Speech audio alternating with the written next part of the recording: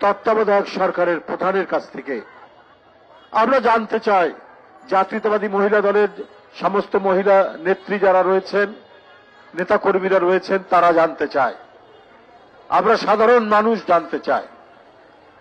এখন তো যুবলীগের দুর্বৃত্তরা নেই, যারা টেন্ডারবাজি, যারা চাঁদাবাজি, যারা দখল বিভিন্ন বাণিজ্য করেছে, যারা ক্যাসিনো খুলেছে, তারা নাই।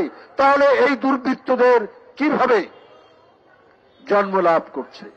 যে শিশু তার বোনের বাড়িতে নিরাপদ নয়, সে শিশু আর কোথায় নিরাপদ হবে?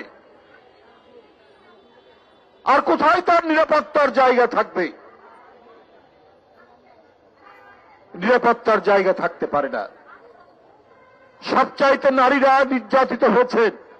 শিশু নির্যাতনের এক মহা উৎসব চলেছে শেখ হাসিনার আমলে 15 বছর। সে কোনো কিছুই তোয়াক্কা করেনি। নৈতিকতা শিক্ষা হয় কোথার থেকে? পরিবার থেকে, স্কুল কলেজ থেকে।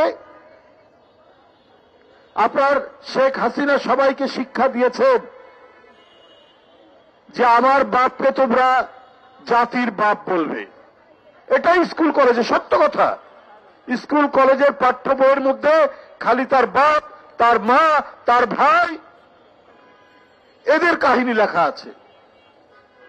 তাহলে সেই কাহিনী যদি কেউ গভীরে যায়, তাহলে কি পাবে সেখান থেকে? কি নৈতিকতার শিক্ষা পাবে? শেখ হাসিনার ভাইয়ের নামে ব্যাংক ডাকাতির অভিযোগ রয়েছে, সত্য কিনা জানি না, তো অভিযোগ তো রয়েছে, মানুষ তো শুনেছে। এখন তার কাহিনী একজন মহামানবের মতো যদি পাঠ্য বইয়ে যদি লেখা থাকে, আর সেই পাঠক বা সেই শিক্ষার্থীরা যদি অন্য কারো কাছ থেকে শোনে যে এই লোকের কাহিনী হচ্ছে যে ব্যাংক ডাকাতি, তাহলে কি শিখবে? তো শেখ হাসিনা 15 বছর তিনি বাংলাদেশকে করেছিলেন শেখতন্ত্র। তার কথাই পড়তে হবে, তাদের কথাই জানতে হবে, তাদেরকেই পূজা করতে হবে। এইভাবেই এমন একটি ভয়ঙ্কর রাষ্ট্র গড়ে তুলেছিলেন যেখানে নীতি, নৈতিকতা, বড়দের প্রতি শ্রদ্ধা, ছোটদের প্রতি স্নেহ এবং সমাজের শান্তি শৃঙ্খলা নৈতিকতার কোন বলয় রাখেননি। এক একজন মন্ত্রী আপনার লোটাস কামাল হাজার হাজার কোটি টাকা ব্যাংক থেকে তার লুটের কাহিনী আমরা পড়ছি। সাইফুজ্জামান চৌধুরী চট্টগ্রামের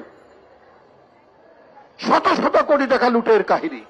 অবৈধ টাকার সাথে সমাজের অপরাধের সম্পর্ক রয়েছে, এটা অত্যন্ত সত্য। যখন ব্যাংক লুটেরা হবেন এমপি, যখন টাকা আত্মসাৎকারীরা হবেন সমাজের জনপ্রতিনিধি, টাকা পাচারকারীরা যখন সমাজের গণ্যমান্য ব্যক্তি হবেন, তখন ধর্ষক, সন্ত্রাসী, হিংস্রতা, রক্তপাত, অন্যের প্রাণ কেড়ে নেওয়ার এক মহাযজ্ঞ শুরু হবে। সেটাই হয়েছিল 15 বছর।